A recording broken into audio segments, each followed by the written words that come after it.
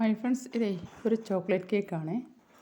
അപ്പോൾ നന്നായിട്ടൊന്ന് വെറ്റാക്കി കുറച്ച് ചോക്ലേറ്റൊക്കെ ഒന്ന് സ്പഞ്ചിൽ ഒഴിച്ച് കൊടുത്തു. പിന്നെ ചോക്ലേറ്റ് ക്രീമാണ് കൊടുക്കുന്നത്. ഇനി അതിൻ്റെ മുകളിൽ കുറച്ച് ചോക്ലേറ്റും കൂടി ഒന്ന് ഒഴിച്ച് കൊടുത്ത് അതെല്ലാം അടുത്തൊന്ന് സ്പ്രെഡാക്കിയതിന് ശേഷം കുറച്ച് ചോക്ലേറ്റ് ഗ്രേറ്റ് ചെയ്ത് നട്ട്സൊക്കെ ഇട്ട് കൊടുത്ത് അങ്ങനെ ഓരോ ലെയറുകളും അങ്ങനെ റെഡിയാക്കി കവർ ചെയ്ത് ഫ്രിഡ്ജിൻ്റെ അകത്ത് വെച്ചതിന് ശേഷമാണ് വീണ്ടും എടുത്ത് ബ്ലൂ കളറ്, പിന്നെ യെല്ലോ കളറും, വീണ്ടും ഒരു പിങ്ക് കളറും കൂടി കൊടുക്കുന്നുണ്ട്. ഡിസൈൻ അവർ നേരത്തെ അയച്ചു തന്നിരുന്നു. അതുകൊണ്ട് അവർ പറഞ്ഞതുപോലെയുള്ള ഡിസൈൻ തന്നെയാണ് കൊടുക്കുന്നത്. ഇനി മുകളിലും പിങ്ക് തന്നെ വേണം. അപ്പോൾ ചെറുതായിട്ടൊരു പിങ്ക് കൊടുത്തു. പിന്നെ സൈഡെല്ലാം പെർഫെക്റ്റാക്കി എടുക്കുകയാണേ.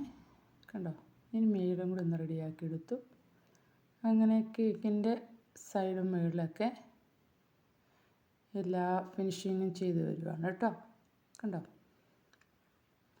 റെഡിയാക്കി എടുത്തു. കണ്ടോ, നല്ല പെർഫെക്റ്റ് ആയില്ലേ.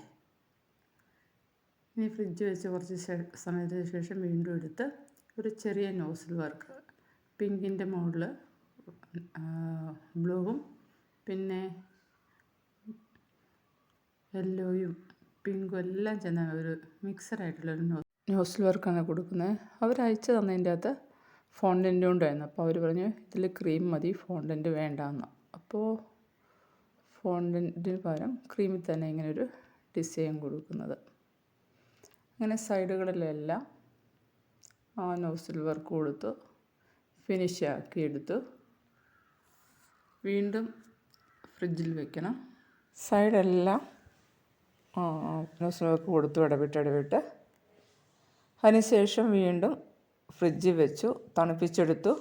ഇനി ഒരു ഫോട്ടോ പ്രിൻ്റാണ് കൊടുക്കാനുള്ളത്, യൂണിക്കോണിൻ്റെ. നന്നായി തണുത്തിട്ട് അത് കേക്ക് ഡെലിവറി ചെയ്തതിന് തൊട്ട് മുമ്പാണ് കൊടുക്കുന്നത്.